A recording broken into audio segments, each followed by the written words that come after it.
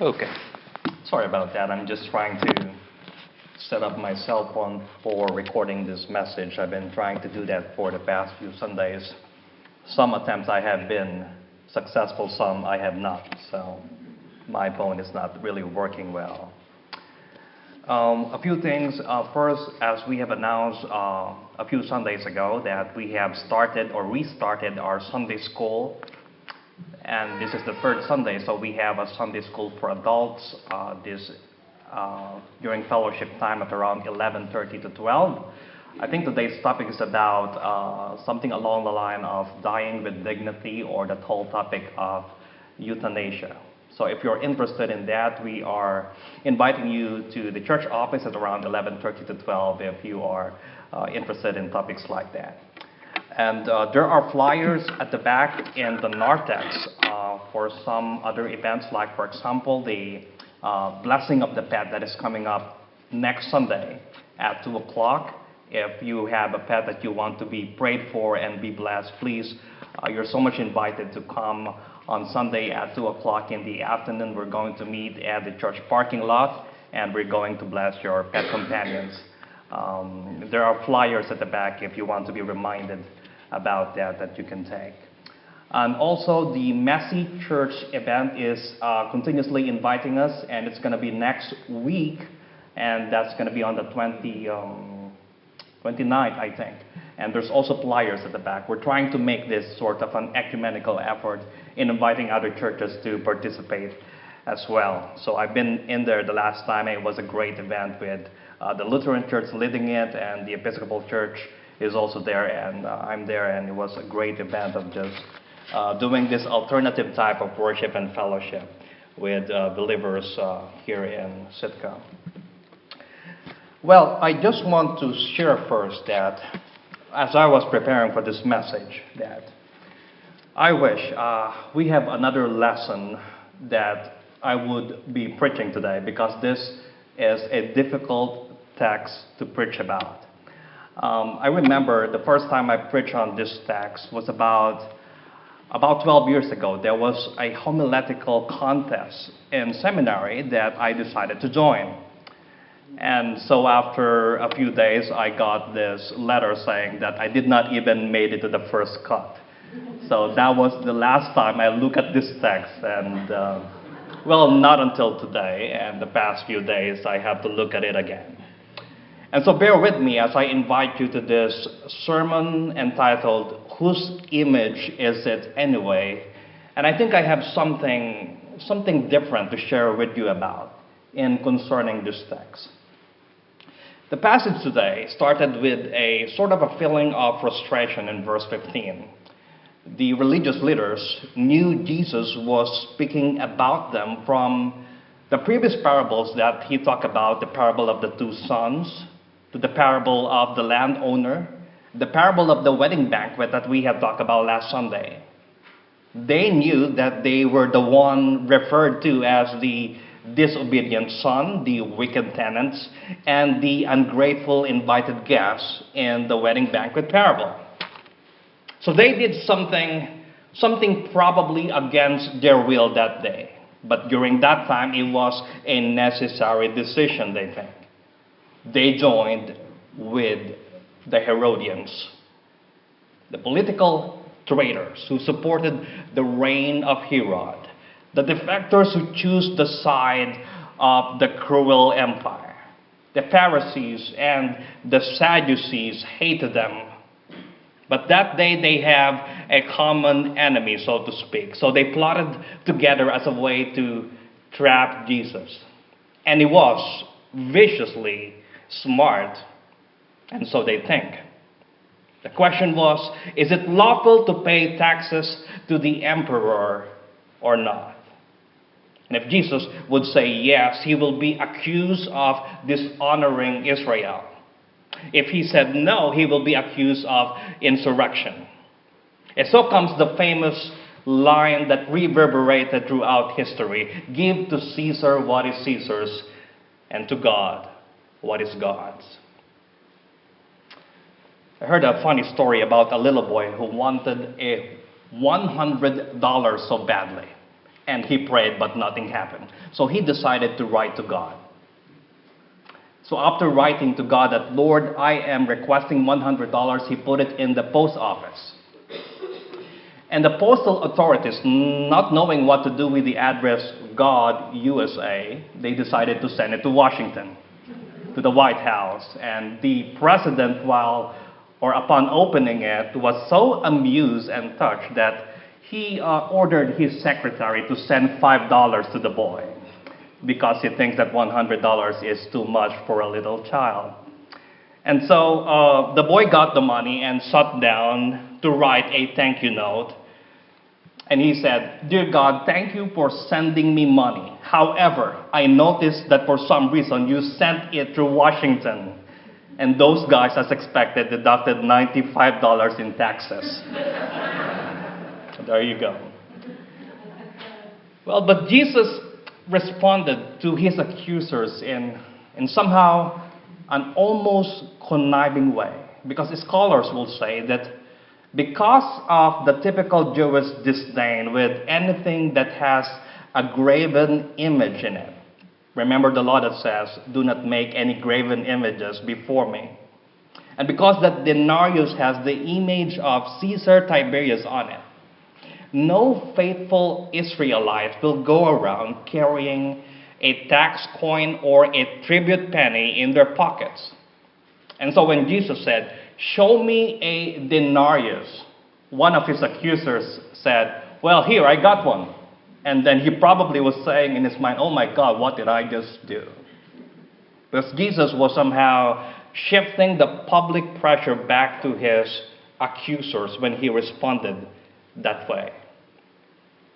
Now, we all know that this passage is charged with many political and social components, and this we will reserve for another time.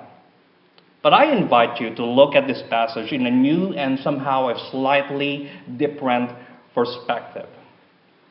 Because I believe that there's a hidden message here that if you would look at closer, it is powerfully implied. If what you give to Caesar resemble Caesar's image, it begs to imply that we ask this question, what is it we give to God that resembles the image of God? And the most obvious answer is the one staring back at you in the mirror this morning, and the one seated beside you right now. You and me. We bear the image of God. Our intellect, our consciousness, our soul, this divine essence in us that reflect God's likeness is a constant reminder that our lives belong to God. Nowadays, there are tons of apps that touches up your photos.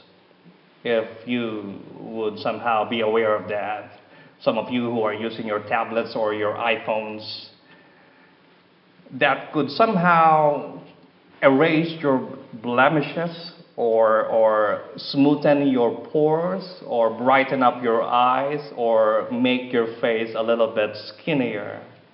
And at the end of the day, you would not even recognize yourself anymore in those photos that if you will do those. I remember at one time, many years ago, when my wife decided to Photoshop one of my pictures, and she showed it to me, and the first reaction that I said, who the heck is that? Because I could not remember myself already. Jesus was somehow saying to his audience, no matter how much they try to change and alter our image, that no matter how much these Romans desecrated our identity and way of life, no matter how much taxes they take away from us, they cannot take away the fact that the very spirit and image of Israel will always belong to the God of Abraham, the God of Isaac, the God of Jacob. These are a people whose identity was crushed by a very cruel empire. And so though this question was designed as a snare, it nonetheless, I believe, represents a prevailing crisis in their society. If we give taxes to a cruel king, what does that make of us? Do we belong to Caesar, or do we as a nation still belongs to Yahweh, to God, to Jehovah? And I believe that this is a question still asked by many in today's social and political setting or in our own personal stories. Of course, in different contexts with various types of Caesars and empires. People are pulled from each side by demands of loyalty, situations that slowly misplaces our sense of identity, or somehow environments that suppresses our uniqueness to unfold. It can be work-related. It can be in the context of relationships, or it can be the fast changing of events and conditions that has left your true self somehow stuck in the past, or your purposes somehow uncertain in the future. But whatever they are, they have sometimes left us unclear of our sense of our belongingness, or our unique place, or our precious voice in this world. And here is what I'm suggesting as a new perspective for this text. Jesus was somehow saying, fulfill your roles, perform your civic duty, give to Caesar what is Caesar's. But at the end of the day, or at the end of an emotionally draining week, give yourself to God.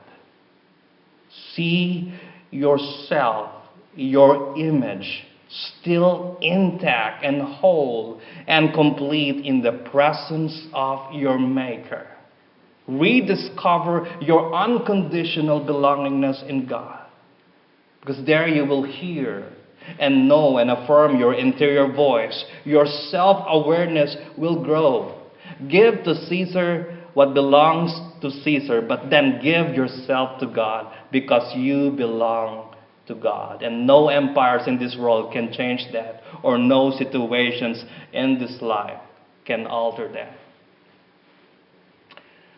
A young woman named Christina wanted to see the world.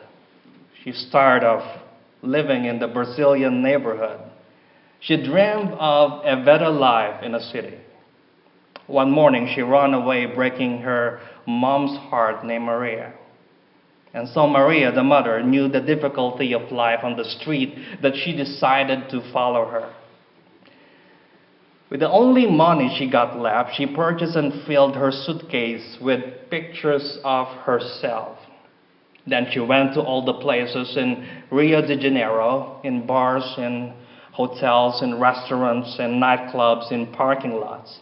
And at each place, the worried mother left a picture of herself, taped on a bathroom mirror, tacked on a hotel's bulletin board, or fastened to a corner phone booth. As she ran out of money, the tired mother cried as the bus began its long journey back to the village.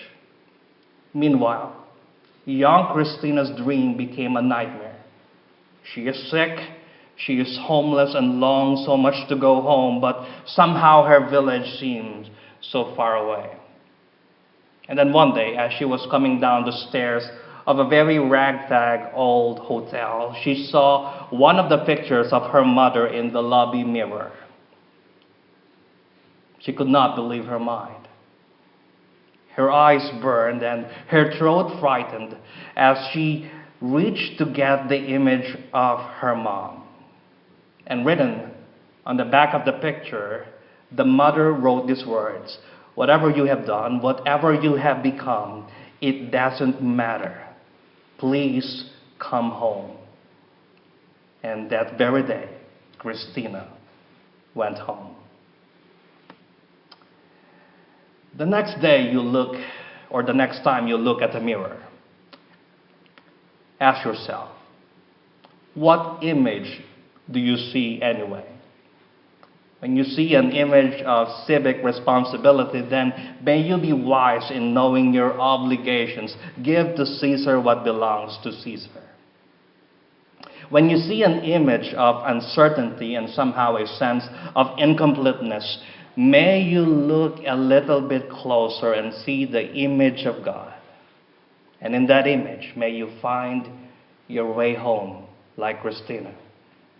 That you and I will be reminded that we are unconditionally belong to God.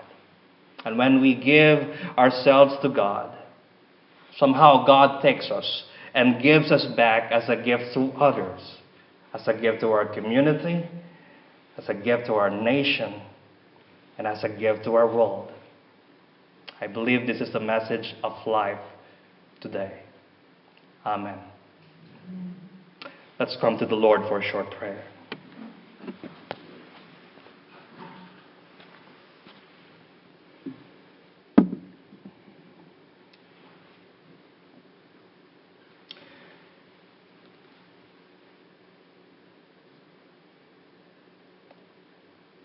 In the sacredness of this silence, you are the unseen presence in our midst that fills our soul today. And so come and fill us. Come and strengthen the weak. Come and replace our fear with peace and courage. Come and restore in us a vision of your image inside of us, around us. And then come and use us. Because there are broken images around us. Use us as channels of your restoration, as channels of your healing, as channels of your renewal in other people's lives. May we bring back your image in the lives of others, in the lives of our community, in our nation and in our world.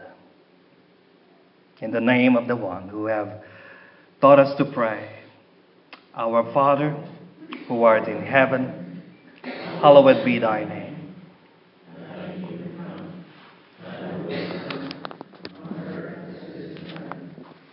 Give us this day our daily bread, and forgive us our trespasses, as we forgive those who have trespasses against us. And lead us not into temptation, but deliver us from evil. For thine is the kingdom, and the power, and the glory forever. Amen.